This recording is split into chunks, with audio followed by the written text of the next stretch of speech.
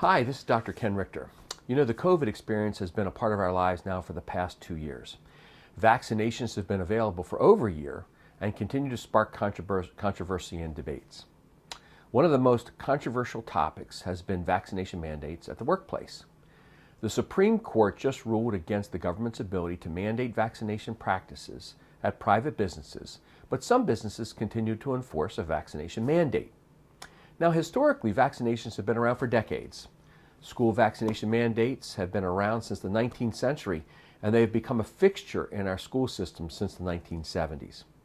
Vaccine requirements have been among the most effective means of controlling infectious disease, but they still come under attack by parents who consider them unacceptable intrusions on parental rights. History can teach us a lot about our present situation. Those who fail to learn from history are doomed to repeat it. It is important to look to the past for guidance in our future and our present. One of the most successful vaccination stories is with smallpox. The first legal requirements for vaccinations were in the early 1800s. Now, smallpox was killing people in large numbers. It was recognized that schoolhouses were the likely site for the spread of disease, so states began to enact laws tying school attendance to vaccination. The Supreme Court became involved and upheld compulsory vaccination in 2 decisions. First, in 1905, it affirmed that mandates were constitutional. And in 1922, it supported school-based requirements for vaccinations. Even with the Supreme Court decision, states still made their own decisions about vaccines and school attendance. Nonetheless, the battle with smallpox was won, and in 1980, it was determined that smallpox was eliminated on a worldwide scale. School vaccination laws underwent a major overhaul beginning in the 1960s when there was frustration with the outbreaks of measles that were continuing to occur in schools and affecting thousands of school children.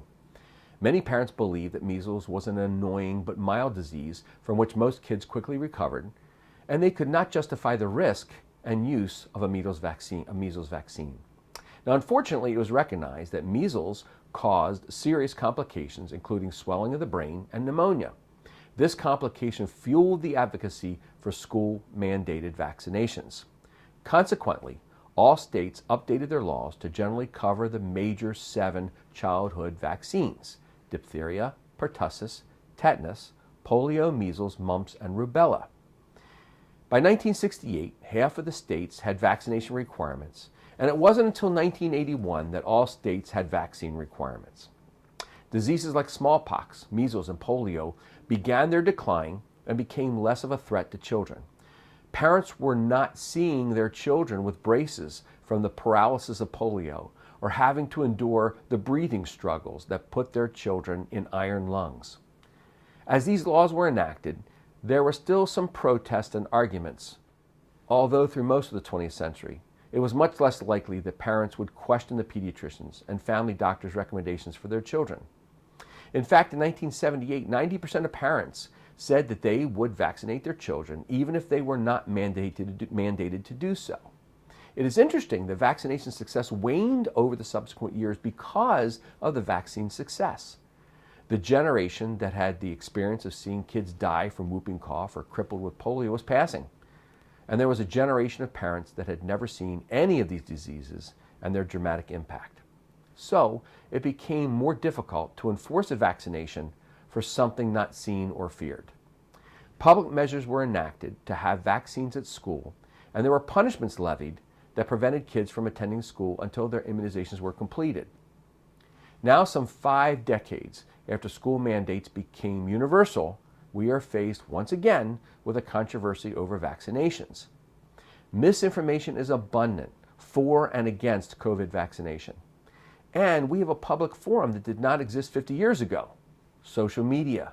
A blog that gets retweeted thousands of times muddies an already gray picture for accurate assessments and medical decision making.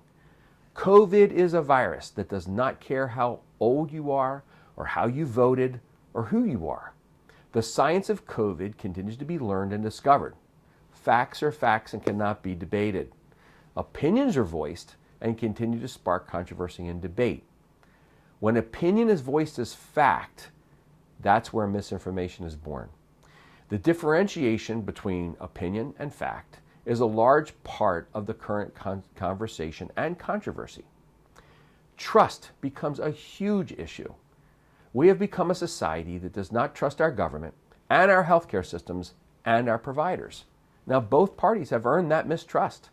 We have become a people that believe the social media, Facebook, Instagram, Pinterest, and Twitter world of experts. My advice is to try to be open with thought and be willing to question any new information learned. Look at multiple resources for information and find a doctor that you can trust to sort through all of this data with you.